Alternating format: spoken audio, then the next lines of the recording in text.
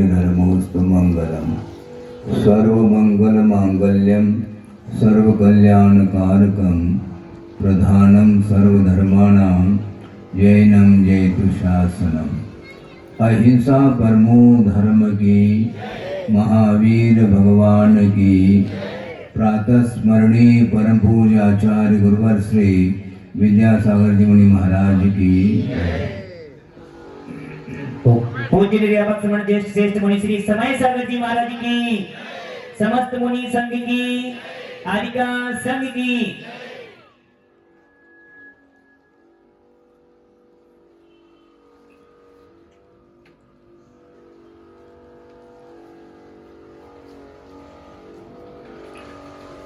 पंच परिवेष्टि की आराधना, जिसके कारण भावों में उज्ज्वलता आती है। कर्म का बंध होता है, उसके लिए भी परिणाम हुआ करते हैं।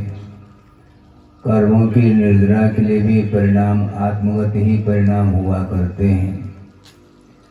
कर्म के उदय के कारण क्या क्या नहीं होता, इसको अच्छे ढंग से मनोयोग के साथ आगम के आधार से हमें समझना है। हमें समझना, इसमें भी तथ्य है, मात्र आपको ही नहीं समझना, मुझे भी समझना है। क्योंकि प्रत्येक व्यक्ति का जो विकास और विनाश होता है वह आत्मगत परिणामों के द्वारा हुआ करता है। 7 तत्व हुआ करते हैं: जीव, अजीव, आश्रव, बंध, संवरण, निर्जरा और मोक्ष। ये सबको ज्ञात है, किंतु गुरुदेव उस ओर भी ध्यान दिलाना चाह रहे हैं। उन्होंने ये कहा था कि तत्व कितने हैं, तो सबको ज्ञात है। सभी लोगों ने कहा एक स्वर में कि 7 तत्व होते हैं, किंतु गुरुदेव ने कहा 7 नहीं होते हैं, 8 तत्व होते हैं। समझ में आ रहा है आपको? महाराज हमने कहीं पढ़ा ही नहीं 8वां तत्व कौन सा है। तो गुरुदेव का ये कहना है कि आत्म तत्व, जीव तत्व अलग है और आत्म तत्व अलग है। जीव कहते हैं जितने भी यावन मात्र जितने जीव हैं उस ओर दृष्टि जाती है, किंतु पर की ओर तो दृष्टि जाती है, ये जीव है, ये जीव है, ये जीव है, किंतु आत्मा की ओर दृष्टि जा नहीं पाती, जो कि स्वयं भी जीव है, किंतु सभी जीवों से अपना अस्तित्व पृथक रखता है। इसलिए शुद्ध एक नहीं होते, शुद्ध कितने हुए? अनंत शुद्ध हुए हैं। इसलिए कुंद स्वामी ने भी समयसार ग्रंथ में स्पष्ट उल्लेख किया है, वंदित्व सौ सिद्धे। जितने भी शुद्ध परमेष्टि हैं उनकी वंदना की है। कई लोगों की धारणा होती है, संसार में अनेक प्रकार के दर्शन हैं, अनेक प्रकार के सिद्धांत हैं, मान्यताएं हैं।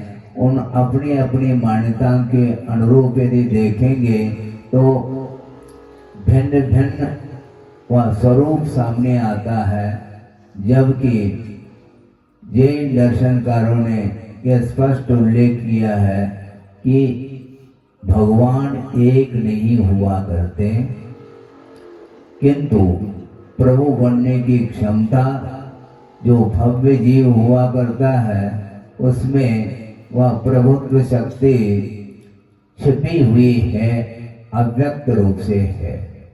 गुणों को अभिव्यक्त करने की बात सामने आती है। जब तक वो सारे गुण मोह से प्रभावित रहते हैं तो वह प्रभुत्व शक्ति की अभिव्यक्ति नहीं हो पाती है। इसलिए सिद्धों की आराधना करने के पूर्व में ये धारणा में हम लाएं कि हमारे भीतर भी वही शक्ति विद्यमान है जिसको अभिव्यक्त करने की देरी है। तो मनोयोग के माध्यम से इस विषय को समझना है। शुद्धों की आराधना करना खेल नहीं है बंधुओं, क्योंकि आराधना के पीछे दृष्टि हुआ करती है। गुरुदेव ने कई बार कहा है, उसको पुनः हम रिपीट करना चाहते हैं। इसलिए रिपीट करना चाहते हैं कि बार बार रिपीट करने के उपरांत भी हमारा उपयोग स्थिर नहीं हो पा रहा है। उपयोग को स्थिर करने के लिए उन्होंने ये स्पष्ट किया कि कारण के माध्यम से कार्य संपादित होता है, ये सभी को ज्ञात है, किंतु कारण से भी महत्वपूर्ण एक और वस्तु है, उस ओर भी हमारी दृष्टि होनी चाहिए।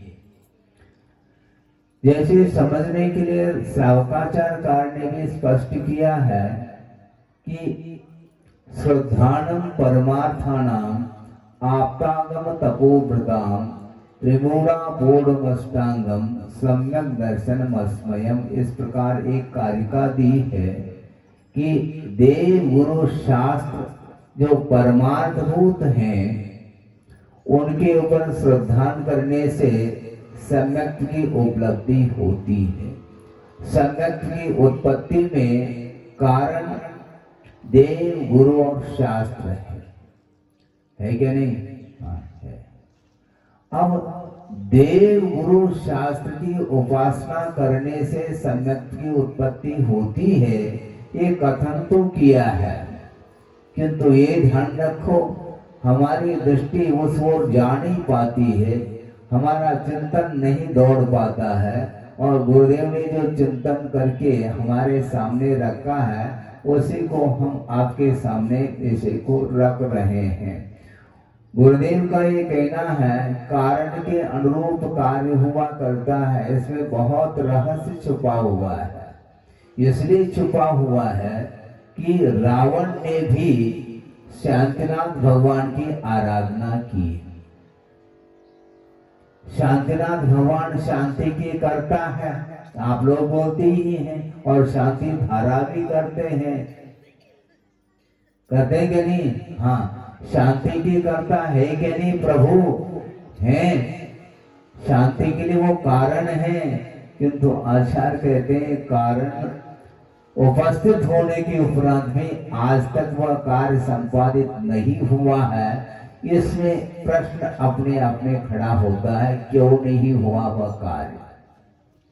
कुलगुरु कुदेव को शास्त्र की उपासना करके या करना, उसके माध्यम से कभी भी सम्यक की उत्पत्ति नहीं होती है। परमात्मा देव गुरु शास्त्र की श्रद्धा करने से सम्यक की उत्पत्ति होती है, ये क्लियर है, स्पष्ट है। इसके उपरांत भी अभी तक ऐसे भी जीव हैं जिन्होंने देव गुरु शास्त्र का समागम तो प्राप्त कर लिया है अतीत में, इसके उपरांत भी सम्यक दर्शन से वो वंचित हैं, तो क्यों है यह प्रश्न खड़ा होता है। कारण के अनुरूप कार्य होता है, ये बिल्कुल आगम का ये वाक्य है, किंतु गुरुदेव ये कहना चाहते हैं कि कारण के अनुरूप कार्य होते हुए भी इससे भी महत्वपूर्ण एक और बिंदु है, वह ये है कि किमर्थम देव गुरु शास्त्र की आराधना करना चाहिए, किंतु क्यों करना चाहिए, ये सबसे महत्वपूर्ण बिंदु है। मैं मोक्ष मार्ग के नेता को नमस्कार करता हूं। वो कैसे हैं? कर्म रूपी भूवृत अर्थात पर्वतों को जिन्होंने भेद दिया है, नष्ट कर दिया है, और विश्व के समस्त पदार्थों को जानने की क्षमता रखते हैं, विश्व के पदार्थों के ज्ञाता हैं और मोक्ष मार्ग के नेता हैं, उनको मैं नमस्कार करता हूं। किंतु इससे भी महत्वपूर्ण चरण वह है, क्यों करता हूं, यह महत्वपूर्ण। किमर्थम विधान कर रहे हैं आप लोग, सिद्ध प्रभु की ही आराधना चल रही है, किंतु सिद्ध प्रभु की आराधना क्यों की जाए? अड़ोस पड़ोस के लोग जा रहे हैं महाराज मंदिर, इसमें हमें भी जाना है। आपको मंदिर जाने का उद्देश्य क्या है ये बोलो आप। महाराज अड़ोस पड़ोस के जा रहे हैं लोग, इसलिए हमें भी संकोच होता है, दुकान में बैठना मन नहीं करता, क्योंकि दुकान के सामने से ही सोने के वस्त्र पहन करके और पूजन सामग्री ले करके जा रहे हैं, दृष्टि हमारी जाती है, संकोच होता है मैं क्या करूं, मुझे भी जाना चाहिए। तो उसको देख करके आप जा रहे हैं, इसलिए आपका मन जाने को तैयार नहीं है, जाना पड़ रहा है। इसलिए आचार्य कहना चाहते हैं कि ये सारे धार्मिक अनुष्ठान के पीछे उद्देश्य महत्वपूर्ण होता है। हमारे देव, शास्त्र और गुरु ये तीनों हमारे आदर्श हैं, किंतु उद्देश्य भी आदर्श होना चाहिए।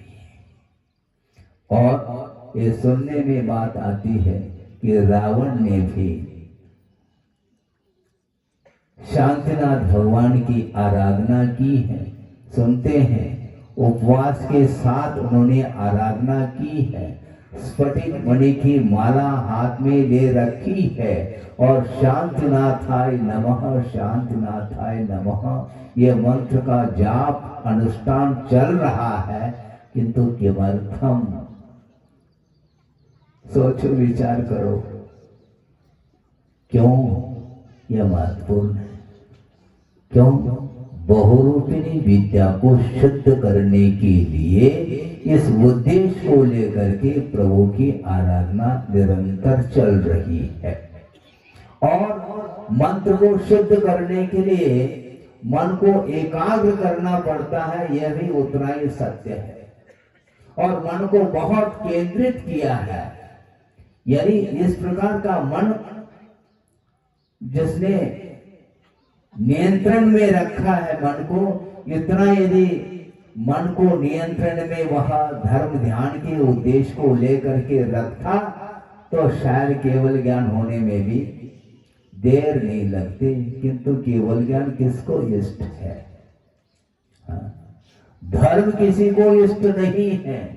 कदम कदम पर वह धन की ओर ही उसकी दृष्टि जाती है, ख्याति की ओर दृष्टि जाती है, सत्ता की ओर दृष्टि जाती है। ख्याति, पूजा, लाभ और दूसरे के ऊपर अधिकार, आधिपत्य जमाने का भाव जागृत होता है। उस समय वह प्रभु की आराधना साइड में रह जाती है, ध्यान रखो। इसलिए शांतिनाथाय नमः कहते ही सामने वाला व्यक्ति सोचता है कि कितनी एकाग्रता के साथ ये आराधना कर रहे हैं, किंतु आपको ये ज्ञात नहीं है कि उसके मन में क्या चल रहा है, कौन सी वेव्स, तरंगे उत्पन्न हो रही, किसी को वो जानकारी प्राप्त नहीं हो सकती। सभा में आप लोग बैठे हैं, मैं जान रहा हूँ, देख रहा हूँ।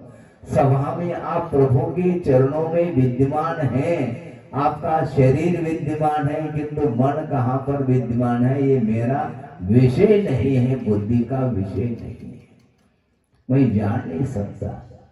क्योंकि भीतर के जो भाव होते हैं वो बुद्धि के विषय नहीं बनते हैं।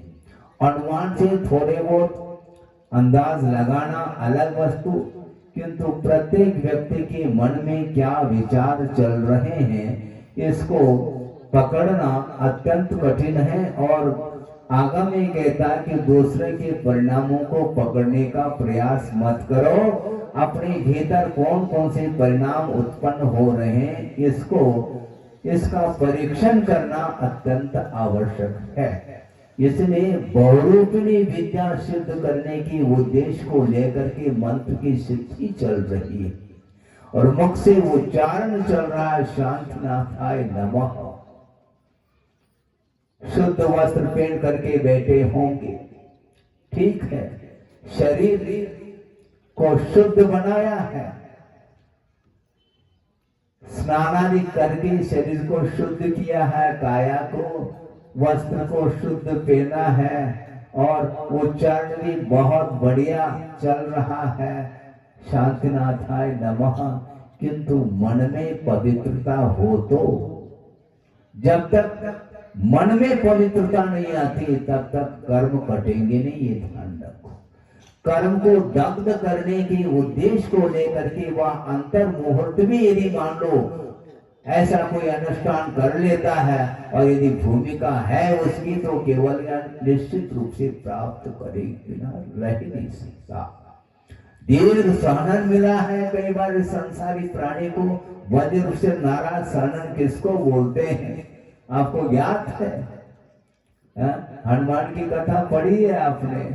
विमान से नीचे आ गए किंतु वो चट्टान चूर चूर हो गया, उनको कुछ भी नहीं हुआ। इसको बोलते वज्र वृषभ नाराज सहनन बोलते हैं। और इस प्रकार के दीर्घ सहनन को संसारी प्राणी ने कितने बार प्राप्त कर लिया, इसके उपरांत भी चट्टान को चूर करने की क्षमता उस सहनन में है, किंतु मोह को चूर चूर करने की क्षमता उस सहनन में नहीं है। ध्यान रखो, वह निमित्त मात्र है, किंतु परिणाम हमारे जिस रूप में होंगे उसी रूप से कर्म का अर्जन होता है। उस सहनन को लेकर के भी संसारी प्राणी ने अनंत बार सप्तम पृथ्वी के द्वार को खोला है, फाटक को, और सप्तम पृथ्वी पहुंचा है। ये ध्यान रखो, किसके द्वारा पहुंचता है? पुण्य के द्वारा नहीं। उस वज्र से नाराज सहनन प्राप्त होने के उपरांत भी उसका उपयोग उसने मोक्ष मार्ग के क्षेत्र में नहीं किया, किंतु सांसारिक क्षेत्र में ही उसका उपयोग किया है। इसलिए उपयोग के ऊपर ये सारा का सारा खेल है, ये ध्यान रखो। कौन किस वस्तु का किस रूप में उपयोग कर रहा है। देव शास्त्र गुरु का आलम्बन लेने के उपरांत भी भिन्न भिन्न उपयोग हुआ करते हैं। और बहुरूपिणी विद्या तो सिद्ध कर ली, और बहुरूपिणी विद्या सिद्ध करके करना क्या चाहता है वह रावण? और कुछ नहीं करना चाहता, सीता को मात्र प्राप्त करना है। सीता को प्राप्त करना है, और आसानी से वह सीता प्राप्त नहीं हो पाएगी। और बीच में व्यवधायक कौन है? राम है। और उस राम को पछाड़ने के लिए यह षड्यंत्र रचा है उसने, और उसके माध्यम से वह लाभ लेना चाहता। सोचो, विचार करो। प्रथमान योग को आपने पढ़ा होगा, शायद मुझे स्मरण है कि वो रावण अर्धचक्री है, हाँ अर्धचक्री। उनके पास कितनी रानियां थी? पृथ्वीनारायण है, कितनी रानी थी है? हमने सुना है 18,000। हाँ, वही तो हम कहना चाह रहे हैं। पहला कन्फर्मेशन हमने किया, क्योंकि मुझे भी स्मरण में था 18,000। किसको बोलते हैं? 18,000, एक नहीं दो नहीं, 18,000 सुंदर सुंदर रानी विद्यमान है। इसके उपरांत भी सीता की ओर दृष्टि जाती है। इससे बढ़कर के और कौन सा निकृष्ट परिणाम होगा? पुण्य के उदय में ये सब वैभव मिला हुआ है, इसके उपरांत भी पर की ओर दृष्टि छूटती नहीं। पर वस्तु प्रियम सदा, ऐसा कहा है। संसारी प्राणी की दृष्टि पर की ओर जाती है। सत्यम दुरात्मनश्चित्ते परवस्तु प्रियम सदा। यह सत्य है कि दुरात्मा की दृष्टि उसके चित्त में हमेशा पर वस्तु ही विद्यमान रहती है। सत्यम दुरात्मनश्चित्ते परवस्तु प्रियम सदा। रक्तपा पर रक्तस्य पान रक्ता यथा सदा। इस प्रकार पंक्ति अपने को प्रथमान योग में पढ़ने को मिली। रक्तपा, रक्तपा का अर्थ क्या होता है? रक्तम पिबति इति रक्तपा, जोंक बोलते हैं। जोंक जानते हैं आप?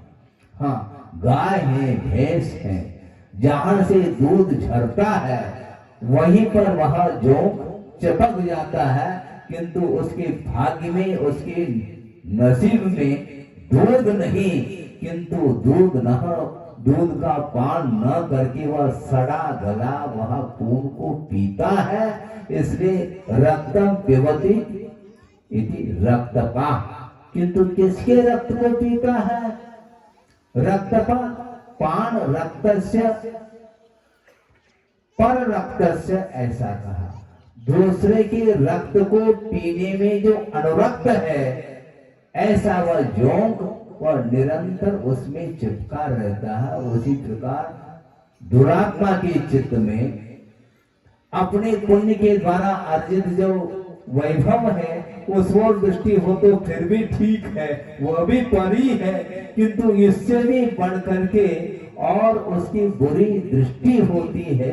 दूसरे की वस्तु को हड़पने का भाव प्राय करके संसारी प्राणी के अंदर होता है। कितनी भी अच्छे से अच्छी वस्तु मिल जाए, इसके उपरांत भी वह संतुष्ट नहीं हो पाता। 18,000 सुंदर सुंदर कन्याओं के साथ संबंध हो चुका है, इसके बावजूद भी पर की ओर निगाह चली जाती और उसको प्राप्त करने के लिए उसने यह सब किया गया। और इसके माध्यम से किसका बंद किया उसने? सोचो, नरक आयु का बंद करता। कल भी हमने बात आपके सामने रखी थी कि वस्तुतः कि आत्मदर्शन करना चाहते हो तो पर की ओर दृष्टि जो बार बार जा रही है उसको समेटने की आवश्यकता है। बार बार दूसरे की ओर दृष्टि क्यों जाती है? आत्मदृष्टि होनी चाहिए, अंतर्दृष्टि होनी चाहिए। आत्मा के ऊपर श्रद्धान करने के उपरांत भी पल भर में वह सम्यक दर्शन समाप्त हो सकता है, क्योंकि पर की ओर दृष्टि होने से वह सम्यक दर्शन समाप्त होने में देर नहीं लग सकता। क्षोभम सम्यक दर्शन की स्थिति एक बार सम्यक दर्शन प्राप्त होने के उपरांत वह अंतर्बोध में समाप्त हो सकता है। यह सिद्धांत है। क्षायिक सम्यक दर्शन एक बार प्राप्त होने के उपरांत वह समाप्त नहीं होता, किंतु सूक्ष्म सम्यक दर्शन अंतर्बोध में प्राप्त भी किया जा सकता है, तो समाप्त भी होता है। तो ऐसा कौन सा कारण है जो अंतर्बोध में सम्यक दर्शन समाप्त हो रहा है? अपने आप समाप्त नहीं होता, न अपने आप प्राप्त होता है। आप फ्री में प्राप्त करना चाहते हैं हर वस्तु को, पैसा लगाना नहीं, फ्री में मिल जाए तो हम अपने पल्ले को सामने कर देंगे। फ्री में मिलना चाहिए। फ्री में क्या मिलेगा तुम्हें? फ्री में आज वर्तमान में जहर भी नहीं मिल पाएगा, ये ध्यान रखो।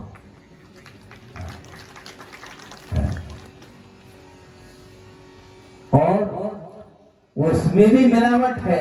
गुरुदेव ने एक बात बहुत अच्छी बात कही थी कि वर्तमान में सारे वस्तु प्योर नहीं मिलते हैं, मिलावट को लेकर के। जहर भी शुद्ध नहीं मिलता, उसमें भी मिलावट है। मतलब कुल मिला करके वह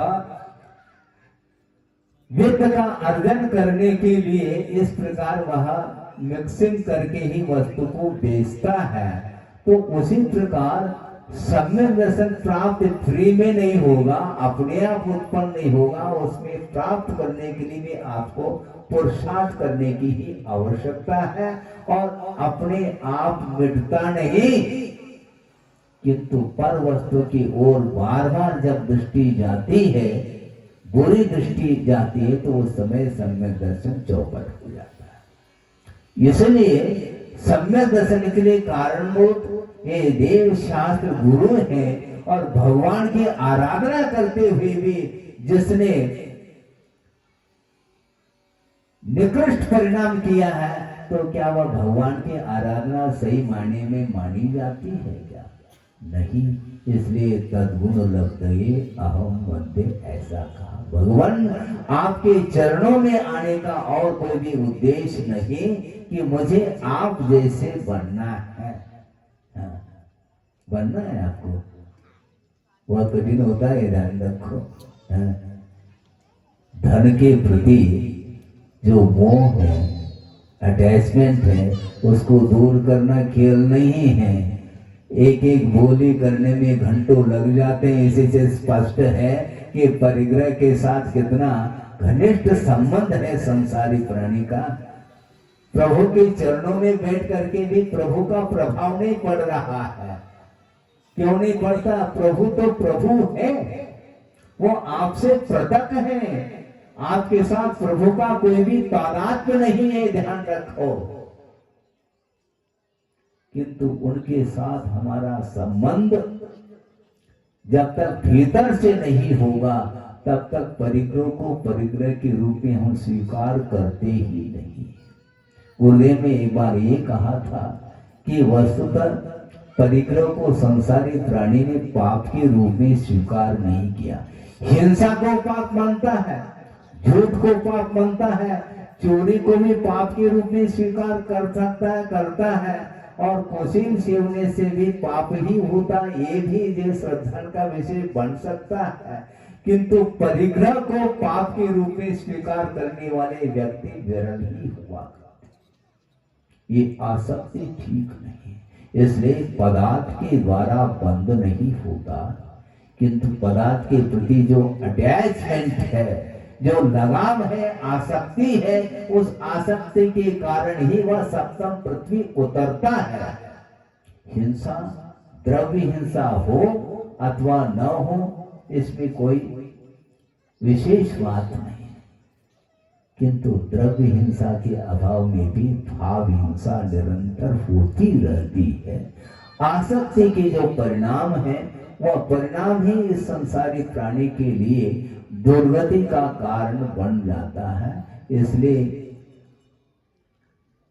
रक्तपा पान रक्तस्य,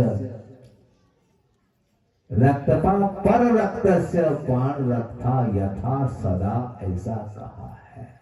दूसरे के खून को चूसने का जो भाव है वह जोंक के भाव माने जाते हैं। इसलिए संसारी प्राणी के लिए कितना भी वैभव मिले, किंतु उसमें उसको संतुष्टि नहीं मिलती, और की भूख उसकी बनी रहती है। इसलिए पर वस्तु की ओर उसकी दृष्टि हमेशा जाती है, इसलिए चोरी के भाव आ जाते हैं।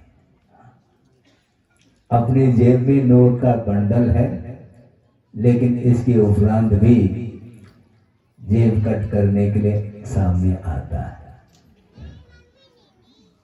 अपने जेब में नोट के बंडल नहीं है क्या? नोट के भी हैं और बीड़ी बंडल भी, सभी बंडल रहते हैं। लेकिन दूसरे की जेब में यदि पैसा है तो उसको पहला खर्च कर लिया जाए, फिर बाद में अपने जेब को हाथ लगाया जाए। ये प्राय करके ये लोग अतिरेक माना जाता, ये ठीक नहीं। इसलिए पदार्थ बंध के लिए कारण नहीं, पदार्थ के प्रति जो आसक्ति है वह बंध के लिए कारण है। इस प्रकार कुंकुल स्वामी ने भी कहा है, नहीं बंध दो वत रोड न बंधरी, ऐसा कहा। अच्छो सानी बंधो, नहीं वत रोड बंधो, वस्तु के द्वारा बंध नहीं, वस्तु के बिना भी बंध नहीं, किंतु डायरेक्ट वस्तु के द्वारा बंध नहीं होता। बंध जो होता है पर वस्तु के प्रति जो राग भाव है, अध्यवसान उसी को बोलते हैं, उसके माध्यम से बंध होता है, उसके द्वारा आश्रव होता है। इसलिए अपने को कारण से भी महत्वपूर्ण गुरुदेव ने कहा संप्रदान, अर्थात किसलिए किया जाता है, ये अनुष्ठान करके आप करना क्या चाहते हैं। हमें प्रदर्शन नहीं करना, किंतु आत्मदर्शन महत्वपूर्ण। आत्मदर्शन करने के लिए ये सारा अनुष्ठान है बंधुओं। भावों में पवित्रता जो आती है, केंद्र में एकमात्र शुद्ध परमात्मा तत्व हो, तो निश्चित रूप से उसके लिए समय ज्यादा लगने वाला नहीं है। ज्यादा जो समय लगता है उसमें निश्चित रूप से ये मानना पड़ेगा कि मन की अस्थिरता है। उपयोगी अस्थिरता के कारण ही वह ज्यादा समय लग जाता है उसके लिए। ये ध्यान रखो, मन को केंद्रित करना खेल नहीं है। युग के आदि में वृषभनाथ हुए और उन्होंने साधना की है, और उनकी साधना के सामने हमारी कोई साधना कोई मायना नहीं रखता। इसके उपरांत भी उनके लिए 1000 साल लगे। सुना आपने? 1000 साल लग गए उनके लिए केवल ज्ञान प्राप्त करने के लिए, और हम ढंग से 5 मिनट भी आसन लगा करके नहीं बैठते हैं, और केवल ज्ञान हो रहा है क्या नहीं ये प्रतीक्षा करते हैं। क्या होगा केवल ज्ञान? हमारा उपयोग गया किधर? केवल ज्ञान प्राप्त हो अथवा ना हो हमें फिक्र नहीं, हमें केवल उद्देश्य ये है कि मोह को पछाड़ना है। मात्र मुक्ति को चाहने से मुक्ति नहीं मिलती। इसलिए गुरुदेव ये कहना चाह रहे हैं दोहा में, ना तो सुरसुख चाहता, क्या कहा? ना तो सुरसुख चाहता, शिव सुख की ना चाहा, तव थुति सरोवर में सदा होवे मम अवगा। मेरा अवगा है भगवान आपकी स्तुति में निरंतर होता रहे। इसके माध्यम से ये गारंटी है, ये नेट है कि मुझे मुक्ति मिलेगी, ये विश्वास है। इसको बोलते हैं वस्तुतः स्तुति। साथ नाता है नमः कहने मात्र से भगवान की स्तुति नहीं होती। उद्देश्य कौन सा है इसको जानने की आवश्यकता है। इसलिए संसारी प्राणी ने देव गुरु शास्त्र का समागम और देव स्वर्णन आदि अच्छे अच्छे मोक्ष मार्ग की सामग्री को अनंत बार प्राप्त कर लिया। इसके उपरांत भी उसका दुरुपयोग करने के कारण उसका पतन हुआ है। उत्थान जो होता है वह मोक्ष मार्ग की सामग्री का सदुपयोग करने से ही उत्थान होता है। और मोक्ष मार्ग की सामग्री मिलने के उपरांत भी जिसका मन पापमय हो चुका है, तो ऐसी स्थिति में मोक्ष मार्ग की सामग्री मिलना और नहीं मिलना इक्वल सेम है, समान है। इसलिए जब सामग्री नहीं मिलती है, और आज पंचम काल आज है, हम साधना कहाँ कर पाएंगे? तो जब चतुर्थ काल था उस समय सो गए थे आप, तो सुन रहे क्या नहीं? चतुर्थ काल कई बार मिला है, आर्यखंड कई बार मिला है, देवशास्त्र गुरु का समागम आदि मिला है, उच्च कुल आदि भी मिले हैं। उस समय आप कहाँ थे? अशोकनगर की बात है, एक सज्जन ने कहा कि महाराज ऐसा आप आशीर्वाद दो ताकि क्या मेरा जन्म चतुर्थ काल में हो। बहुत अच्छी बात है, बहुत अच्छी बात है, चतुर्थ काल में हो। किंतु चतुर्थ काल में जन्म लेने वाला क्या पंचेंद्रिय होता है क्या? सोचो, विचार करो। भूल गए आप, मात्र काल काल काल की ओर दृष्टि गई आपकी। चतुर्थ काल में भी एक इंद्रिय का जन्म होता है, ध्यान रखो। सो रहे क्या आप? मात्र चतुर्थ काल मिलने से कुछ नहीं होता। देव पर्याय में यद्यपि वह द्रव्य हिंसा नहीं कर रहा है, किंतु निरंतर आसक्ति के भाव होने के कारण, अति लोभ के कारण वह वहां से उतर करके एक इंद्रिय पर्याय को भी प्राप्त कर जाता है। सोचो, विचार करो। इसलिए चाहे वह चतुर्थ काल हो, चाहे छठा काल हो, चाहे पंचम काल हो, आपके भाव के अनुरूप ही आपका विनाश और विकास निर्धारित है। इसको अच्छे ढंग से समझने की आवश्यकता है। चतुर्थ काल जाने से मिलेगा क्या? काल क्या करता है? सोचो, विचार करो। आप विचार करेंगे, आप आश्चर्य करेंगे। जहां पर 20 तीर्थंकर विद्यमान है विदेश क्षेत्र में एट प्रेजेंट वर्तमान में, और जिस तिथि के दिन उन्हें निर्वाण को प्राप्त कर रहे हैं। जिस स्थिति के दिन वहां के जीव जिन्हें केवल ज्ञान उत्पन्न हो रहा है, जिस स्थिति के दिन दीक्षा कल्याणक हो रहा है, जिस स्थिति के दिन गर्भ कल्याणक आदि हो रहे हैं, उसी स्थिति के दिन कोई सप्तम पृथ्वी का बंद भी कर रहा है। स्थिति क्या वस्तु, मैं एकांत से नहीं कह रहा हूं, तिथि भी काम करती है, ठीक है, किंतु भाव हो तो तिथि भाव नहीं है। भाव महत्वपूर्ण है। द्रव्य मिला, क्षेत्र मिला, काल मिला, भव मिला, इसके बावजूद भी यदि परिणामों में पवित्रता नहीं है तो वो सारे जो पराश्रित जो सामग्री है उसके मिलने के उपरांत भी वह कार्य संपादित नहीं होता है। सोचो विचार करो, सप्तम पृथ्वी का बंद कर रहा है और विदेश क्षेत्र में जिसका जन्म हो चुका है, यहां से महाराज विदेश क्षेत्र जा सकते हैं? हाँ, क्यों नहीं जा सकते? विदेश क्षेत्र से नरक जा रहा है, आपत्ति क्या है? यहां से आप विदेश क्षेत्र जा सकते हैं, चले जाओ। कई बार विदेश क्षेत्र में जन्म भी हुआ है, लेकिन परिभ्रमण क्यों मिट नहीं पा रहा है? इसलिए नहीं मिट पा रहा है कि उन सारे सामग्री का हमने दुरुपयोग किया है, इसलिए वो सामग्री का मिलना नहीं मिलना इक्वल बराबर जैसा देखने में आ रहा है। इसलिए अपने को ये सोचना चाहिए कि किमर्थम, क्यों करना है।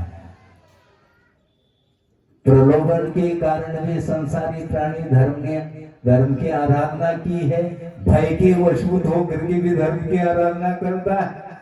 छोटा लड़का है मान लो,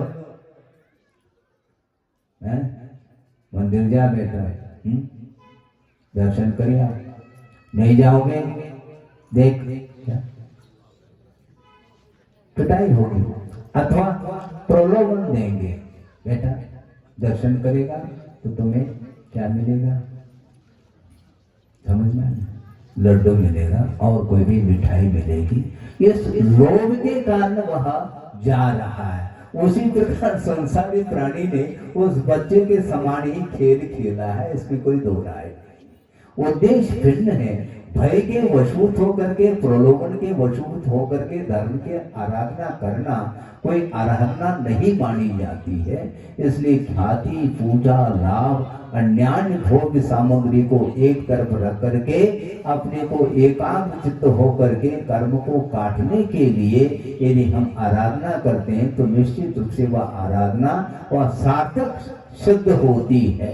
सारी क्रियाएं हमारे सार्थक तब सिद्ध होगी, हमारा उद्देश्य है वह प्रभु बनने का होना चाहिए। मोक्ष तत्व को सामने रख करके ही साधना की जाती है। मोक्ष को मांगने से मोक्ष मिलने वाला नहीं है। नित्यम शवम वांछति, ऐसा कहा, न अस्य लाभ, मोक्ष का लाभ नहीं होता, क्योंकि मात्र मांग कर रहे हैं आप, मांगो नहीं। हाँ, स्वर्ग के लिए किया जाएगा क्या?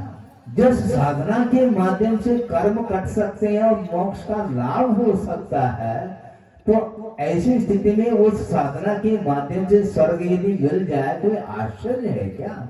स्वर्ग के लिए क्यों करते हो? नरकाया को सुरपति तरसे कह रहे हैं। इधर मनुष्य पर्याय को प्राप्त करने के लिए देव भी लालायित है और यहाँ की जनता देव पर्याय के लिए लालायित है। अब बोलो, सोचो, विचार करो। मोक्ष नहीं चाहिए आपको? मोक्ष नहीं चाहने, ऐसा कहने से हंसी आ जाती है। मोक्ष नहीं चाहने, मोक्ष चाहिए महाराज हमारे लिए। चाहिए कहने से नहीं होगा, बचना बहाना पड़ता है, साधना करनी पड़ती है। इसलिए अंतरंग दृष्टि रखो, बहिर् दृष्टि रखेंगे तो हमेशा बाहरी पदार्थ ही दृष्टि में आ जाता है और उसको लेकर के आकर्षण का भाव फिर बढ़ता चला जाता है। कहाँ दिव्य शरीर है तीर्थंकर प्रभु का, साक्षात समोसन में विराजमान है और असंख्यात देवी देवांगनाएं सब आ चुके हैं, ये नृत्य कर रहे हैं। इसके उपरांत भी उनकी शरीर की ओर उनकी दृष्टि नहीं गई। यहाँ तक कि इंद्र का जो शरीर है वह दिव्य शरीर माना जाता है। इसके उपरांत भी उससे भी अनंत गुना दिव्य शरीर यदि कोई है तो प्रभु का है। इसके उपरांत भी उनकी दृष्टि अपने शरीर की ओर भी नहीं जा रही। दृष्टि नासा पे धरे न आशा पे धरे। उनकी दृष्टि शरीर की ओर नहीं जा रही है, उनकी दृष्टि अन्य व्यक्तियों की ओर नहीं जा रही है। देखो सारे सारे देव पूजन अर्चन कर रहे हैं तो भगवान को आनंद आ रहा होगा। भगवान भी तांडव नृत्य करने लग जाए फिर तो है? सौदर्मिंद तांडव नृत्य कर रहा है। दक्ष शक्ष चक्र सहस्राक्ष बहुआ बहुविस्मया कह रहे हैं। 2 आंख वाला है वो सौदर्मिंद्र, 1000 आंख उसने बना ली विक्रिया के माध्यम से और प्रभु को निहार रहा है और उसको आनंद आ रहा है। लेकिन प्रभु को आनंद आ रहा है नृत्य को देख करके। पहले तो नीलांजना नृत्य देखते थे वो, अब क्यों नहीं देखते नृत्य को। एक और नीलांजना की बात आती है, किंतु जब तक केवल ज्ञान प्रकट नहीं हुआ, जब तक मोही कर्म का उदय रहता है, तभी तक वह उपयोग उस मोह के कारण पर पदार्थों से प्रभावित होता है। किंतु केवल ज्ञान उत्पन्न होने के उपरांत कोई भी पदार्थ प्रभावित नहीं कर सकते। इसलिए स्पष्ट है कि अंतरंग कर्म का जब तक उदय रहेगा तब तक उस कर्म के उदय से ही वह संसारी प्राणी पर पदार्थों के प्रति दृष्टिपात उसकी हो रही है। इसलिए हमें नो कर्म को नहीं हटाना। प्राथमिक दशा में नो कर्म से बचो, किंतु आचार्य ये कहना चाहते हैं कि नो कर्म से आप कब तक बचते रहोगे। ये पदार्थ अनंत है, कहाँ तक हटाते रहोगे। हमें पदार्थ को नहीं हटाना, हमें केवल उपयोग को हटाने की चेष्टा करना है। क्योंकि पदार्थ वहीं पर विद्यमान है, कहीं जाएंगे नहीं आएंगे नहीं, किंतु अपना उपयोग यदि वो छोड़ जाएगा तो निश्चित रूप से आकर्षण का केंद्र बन सकता है वो पदार्थ। किंतु उपयोग यदि नहीं जाएगा, राग के साथ यदि उपयोग छोड़ जाता है तो वह पदार्थ आकर्षण के लिए वह निमित्त बन सकता है। किंतु डाइवर्शन दे देंगे तो अंतर्मूर्त में वह हमारा उपयोग संयत हो जाएगा, तो केवल ज्ञान उत्पन्न होने में फिर देर नहीं लग सकता। हमें केवल ज्ञान को प्राप्त करने के लिए ये साधन सामग्री मोक्ष मार्ग की मिली है, मिलती जा रही है। पुण्य के उदय से इस प्रकार की सामग्री को प्राप्त कर लेते हैं, किंतु उन पदार्थों से जब आकर्षण हमारा बढ़ता चला जाता है वो सारी सामग्री हमारे लिए किसी काम की नहीं रहती है। इसलिए अंतरंग दृष्टि के साथ, अंतरंग साधना के साथ प्रभु की पूजन अर्चन आदि करते हैं, मात्र कर्म क्षय के लिए यदि करते हैं तो निश्चित रूप से हमारा भी उद्धार हो सकता है। हो इस पवित्र भावना के साथ अहिंसा परमो धर्म की है। बोधि समाधि परिणाम शुद्धि स्वात्मोपलब्धि शिवसोपसिद्धि चिंतामणिम चिंतित वस्तुदाने त्वामंद